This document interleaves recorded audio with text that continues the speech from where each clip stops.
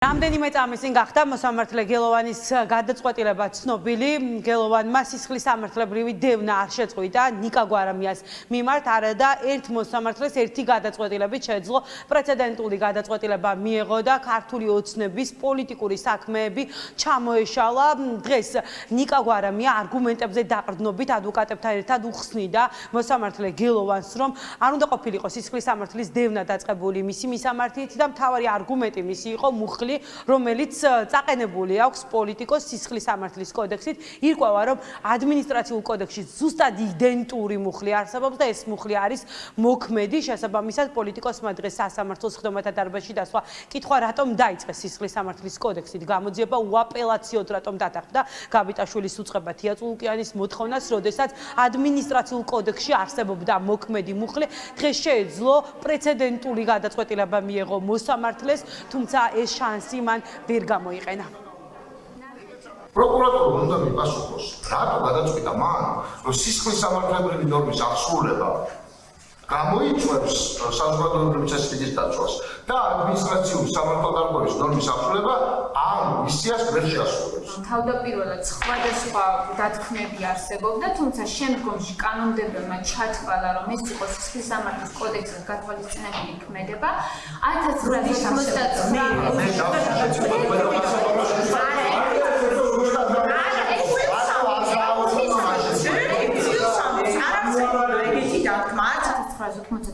წლიდან უკვე 359 მუხლი გვხვდება ყოველგვარი დათქმის პრაქტიკა. დროებითი საგამოძიებო კომისიის კანონიერი მოთხოვნის შეუსრულებლად. ნორმატიული აქტების შორხმაში ვისაუბრებთ, მეექვსე მუხლის მესამე პუნქტში წერია, რომ კომისიის კანონიერი მოთხოვნის შეუსრულებლობა და დაკონკრეტებულია რა იგულისხმება, ისჯება სისხლის სამართლის კოდექსის გათვალისწინებით. აუ ეს ფორმულირება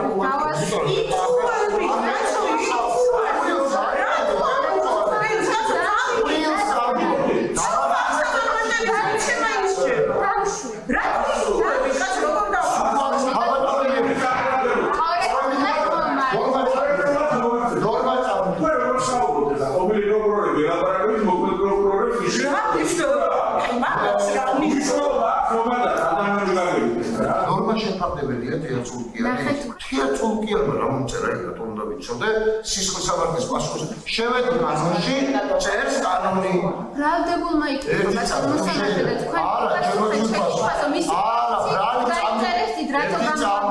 ბრალი წავიყენეთ მერე ტყუილია ეგეთია წულუკიანმა რა მომწერა რომ სისხლის სამართლებრივი პასუხს სიკელი დაჯარ მოეწერა, ამიტომ მივიდოდი თქვენი აზრით.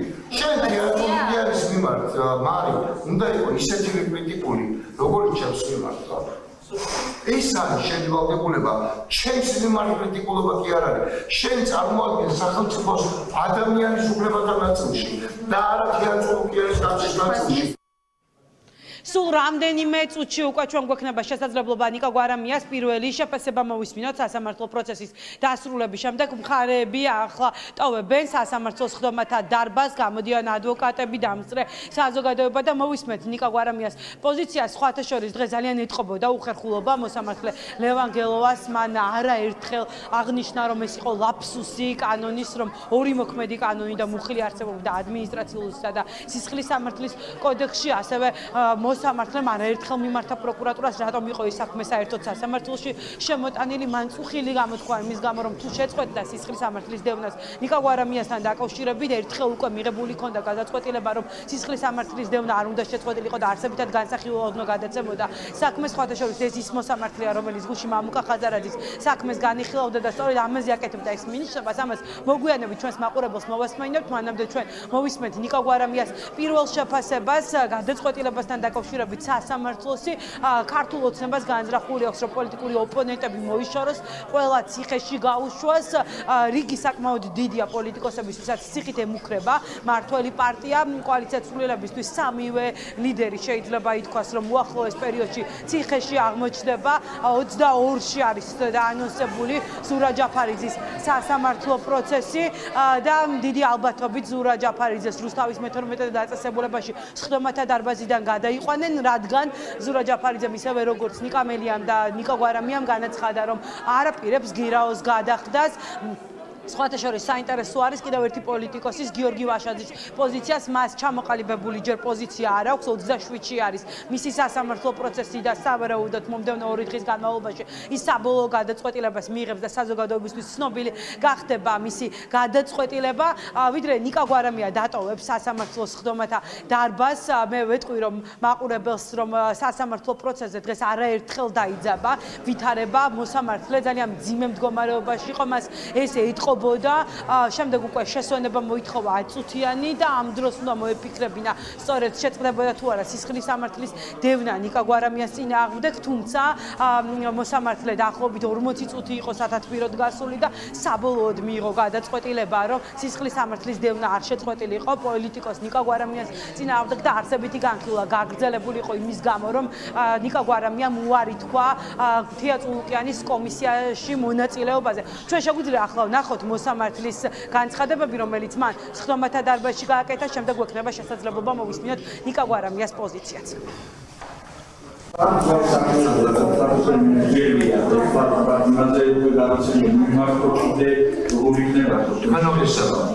თქვენ გადაწყვეტილება მიიღეთ რამდენადაც მევხვდები რომელს გულისხმობთ ოქროაშვილს ალბათ რაშვა ეგ შორდულო არ დამდგარა სამართლის საკითხი თქვენ სამართლებრივად რო საკონსტიტუციოს მიმართვაში ამბობთ მიმართეთ ის საქმეები ხო ისინი შეიძლება თუ არა ამას სისხლის სამართლის საკითხი ხელახლა მოვარდეთ ეს სხვა ამბავია პროცესი შეჯიბრებულია ხო ვახსოვს ეგ ამბავი ხა სამუშაოს ბანერები მე ყურვაგე პასუხი კაცო იმან არ დააყენა მე დავაყენა რა ჩემსაქმეა იმაჩნია რომ თავარი კოლიზია სამართლებრივი ჩემსა და პროკურატურას შორის არის ამაში და თავარი რასაც ლევანგელოვას უნდა ველაპარაკო მოსამართლის არის ეს რამდენი წერია ეს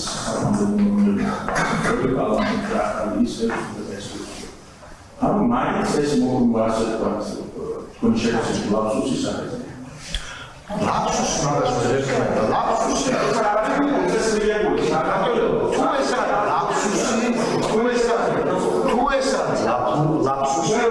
ადამიანის უფლებათა კონვენციიდან გამომდინარე, ჩვენი კონსტიტუციიდან გამომდინარე, ეს არის ლაფსუსი სისხლის სამართლის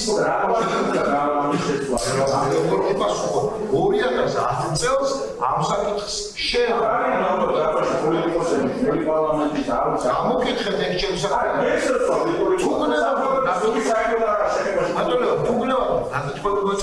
მე არა მაქვს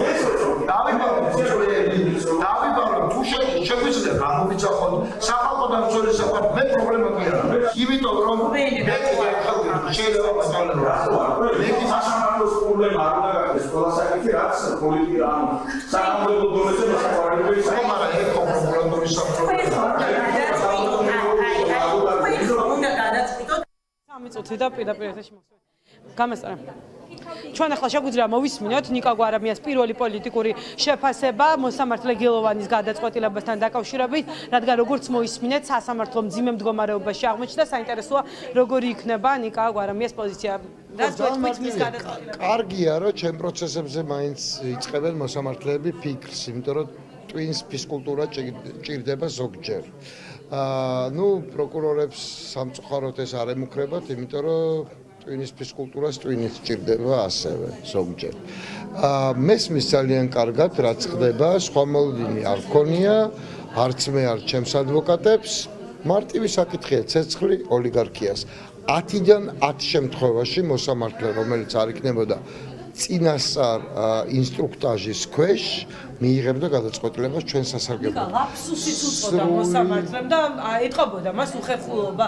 ყველას ჰქონდა ბოლომდე განცდა რომ შესაძლოა მას პრეცედენტული გადაწყვეტილება მიიღო. თქვენ არ ჰქონდათ ბოლო მომენტამდე ეს მოლოდინი? მე არავითარი მოლოდინი არ მქონია, იმიტომ რომ ზუსტად ვიცი რაც ხდება, როგორც ხდება და ამ მოსამართლის მიმართაც არ მქონია, მიუხედავად იმისა, მოლოდინი მიუხედავად იმისა, რომ მას პროცესი მიყავდა იმგვარად, რომ ერთი შეხვედრის შთაბეჭდილება შეიძლება და ეგეთი დაგვრჩენოდა, ყველაფერს რო თავი დავანებოთ, ეს პროცესი არის სისხლის სამართლის ნორმის არარსებობის პირობებში ჩატარებული პროცესი. ამიტომ მოსამართლემ ძალიან კარგად იცოდა, რომ ეს არ უნდა ექნა, ამიტომ იფიქრა 1 საათი 1 წუთის ნაცვლად, როგორც აქამდე ხდება, მაგრამ ნუ რას ვიზავთ.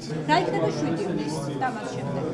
დაკავებას ელოდებით. რაც ამოგეწურებათ გირაოს. ჩვენ ვიცით რომ ჯაფარიძე მელიას იგივე გზას გაივლია სავარაუდოდ ისინი. აბსოლუტურად გასაგებია ჩემთვის მეცაც გეტყვით მოსამართლის გადაწყვეტილება რომ ამგვარია პირველ რიგში იმით არის ნაკარნახევი რომ მაშინ ჯაფარიძე მელიას გადაწყვეტილებებიც უნდა გაუქმებულიყო მაგრამ რაც შეეხება გირაოს არ გადახდეს მე შემიძლია საკუთარ თავზე გითხრათ მე გირაოს არ გადავიხდი ეს არის ჩემი პრინციპული და შინაგანი რწმენით განპირობებული გადაწყვეტილება ამიტომ ეს მოსამართლე თუ რომელიმე სხვა მიიღებს რაიმე განსხვავებულ თუ ასეთივე გადაწყვეტილებას ჩემთვის არის მეორე ხარისხოვანი მადლობა დიდი მადლობა თქვენ უსმენთ ნიკა გვარამიას მის საქმეზე არსებითი განხილვა გაგრძელდება ნიკა გვარამიასგან მოვისმინეთ რომ ის გირაოს გადახდას არაპირებს კოალიცია ცვლილებების კიდევ ორი ლიდერი ნიკა მელია და ზურა ჯაფარიძეს არაპირებენ გირაოს გადახდას მათაც ღიათ აქვს საკუთარი პოზიცია დაფიქსირებული ხუჩაბაც არის ზურა ჯაფარიძის პროცესი პირველი ის იქნება სავარაუდოდ პოლიტიკოსები და ვისაც რუსთავის მე-12 დაწესებულებაში გადაიყვანენ და ზურა ჯაფარიძის შემდეგ ხელბორკილებს დაადებენ ნიკა მელიასაც რადგან მანაც უარი გადაცხადა გირაოს გადახდაზე არ უკომპრომისო თუ საუბრობთ წინააღმდეგობრივ მოძრაობაში ვართ და უნდა ვიყოთ პრინციპულები, კი უნდა ვიყოთ პრინციპულები. შეუძლებელი არის უსაფუძვლო დაკისრებული, არ ვიცი, ჯარიმა იქნება თუ სასჯელი მიიღო, ხო? ასეთივე წარმატებით გადახდის შემთხვევაში ერთ კვირაში კვლავ რო დაგაკისრონ უსაფუძვლოდ ისიც უნდა გადაიხადოს პოლიტიკოსმა და მე კიდე უნდა გადაიხადოს და ეს უნდა მიარბენიოს ხან 50000 ლარი, ხან 100000 ლარი, ხან 20000 ლარი, ხან 10000 ლარი. აქ საკითხი არ დგას მატერიალური სახით ფულში, ანუ ბანკნოტებში არ არის. უბრალოდ პრინციპის გარშემო თანხდებით თუ არ თანხდებით. მე უბრალოდ არ მჯერა სიტყვის ვიყოთ უკომპრომისოები და ამავე დროს არ ვიცი ურიკებით ფულის მიტანის ბიზინა ივანიშვილის ხაზინაში, როდესაც წლუკიანს, აი უბრალოდ აი ესეთი იშტა ხონდა, რომ ვისულიყავით არალეგიტიმურ პარლამენტში, არალეგიტიმურ კომისიის ფარგლებში და სამართლიანად არ მივანიჭეთ ლეგიტიმაცია იმ ეგეწოდებულ პარლამენტს. აი ამის გამო შენ კიდე გაკისრებდეს ფულს და იხდიდე, ნუ ჩემთვის ეს არის კატეგორიულად მიუღებელი. გირაოს არ გადახდა იყო ჩემი პრინციპული პოზიცია თავიდანვე. მე ვამბობდი რომ ამ მასკარადში მონაწილეობის მიღებას არ ვაპირებ. ეს საბრალმენტი არ არის პარლამენტი, ეს კომისია არ არის კომისია და ნებისმიერი სისულე რაც უნდა დაგავალონ, არ უნდა გააკეთო, ეს იყო ჩემი პრინციპული პოზიცია. ამაზე ვრჩები. რაც შეეხება იმას, რა შეიძლება მოხდეს თუ ყველა პოლიტიკოსს დააკავებენ, არაფერი, გაჩნდებიან ახალი პოლიტიკოსები, ყველა პოლიტიკოსი ვინც ხა ქუჩაშია და ვინც ხა იბძვის, უნდა გაგზდეს ბრძოლა. უნდა გაგზდეს პირველ რიგში წინააღმდეგობა ქუჩიდან და რაც მეტი იქნება მით უკეთესი. მაშასე ეგრეთ წოდებულ კომისიასთან, რომლის მთავარი მიზანით საქართველოსთვის ომის დაბრალება იყო, არ თანამშრომლობის გამო პოლიტიკური ლიდერები დაპატიმრების მოლოდინში არიან. პროდასავლური ოპოზიციის პოზიცია უცვლელია ამ უნიშნულოვანეს მომენტში. პოლიტიკოსები ამბობენ, რომ კომპრომისი არ იქნება მათ, არ ეშინიათ ქართული ოცნების რეპრესიების და არ ეშინიათ ციხის.